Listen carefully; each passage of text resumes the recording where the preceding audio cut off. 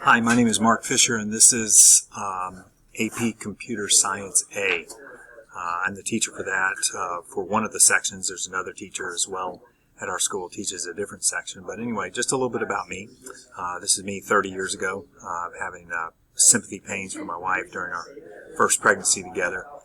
Here are my 3 kids, and they've all grown up, gone through school, and so I've kind of felt your pains. If you're there with a teenager, they can be a lot of fun, and they can have that other side to them as well. But I've been there, and I really enjoy working with kids. And this AP computer. Oh, and when I'm not doing AP Computer Science and mathematics, because I also teach some math courses, I enjoy frisbee golf. I enjoy bicycling and trying to swindle old people out of their money at bingo. With my, I teach a statistics course in mathematics and computer science, and so I try to swindle them out of their money with my skills and ability, but it turns out the old folks are pretty good at that bingo, and my math skills aren't really helping me out there, so I've lost more money.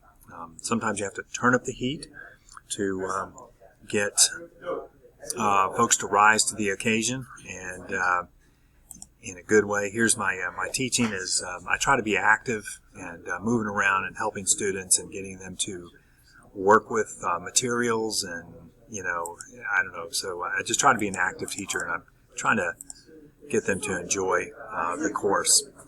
I will have to tell you that I am new to AP Computer Science A. We're going to be working with these things called learning cards. I'm a 20-year veteran teacher, and I have a technology background way in the past, but this summer I had to really work hard, and it was good for me. I had to learn a lot of this material, and I'm still learning, and I will be throughout the year.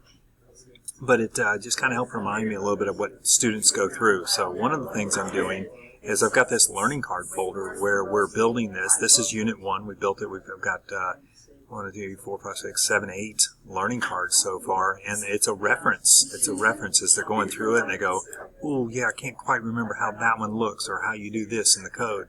Then they can flip through this. So they're going to be building this as we go. We'll probably end up with 75 little reference cards that reference the material that we're working on, and my goal is to prepare them for an AP exam. Another resource that they'll have is this Java programming book. I haven't given to them yet. We haven't really had the need for it yet, but I've got it here in the room, and one student even said yesterday, "Hey, are we going to get those?" And I was, "Yep," and so he was excited about that.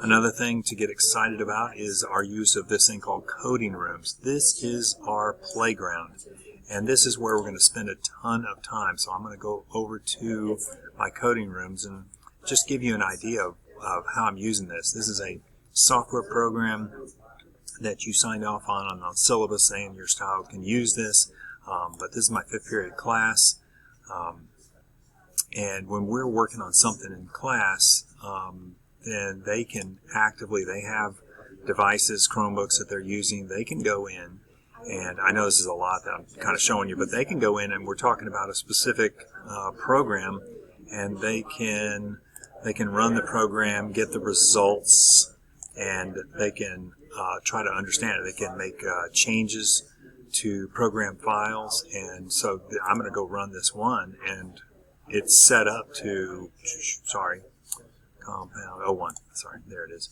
It's that one runs fine. Now I'm going to run compound 2, and I thought I had an error on that one. Compound 3. I'm going to get an error somewhere here. Compound 4. All right, come on now. Well, anyway, so they're supposed to get an error, and maybe they were trying to throw a decimal into an integer, something defined as an integer, and then they get an error, and then they can go, "Oh, yeah, I needed to take out that decimal, or I need to change this. If I do have a decimal there, I need to change that to a double, which accepts that." Then they can rerun it. So it's very interactive, and then they can say, "Okay, that does run." So my point to you is that we are going to be very interactive in this class, and they're going to get a ton of time coding. The class I went to this summer, I had an excellent teacher. I'm using a lot of his materials, and I'm adapting as I go. You'll see a lot of grades come over into the grade book. Those are little mini labs that we're doing in class.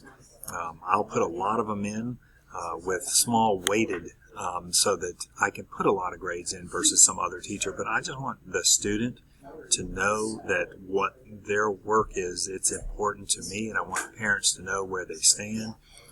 When your students get zeros on those, either they didn't submit it or, something was drastically wrong in it, and, I just want them to kind of step up and be a part of the class and play in that sandbox to learn, because I feel like that is the way that most people learn. So anyway, if you have any questions, want to contact me, please do so. I would love to talk to you, and I hope your child has great success this year in this course. Thank you.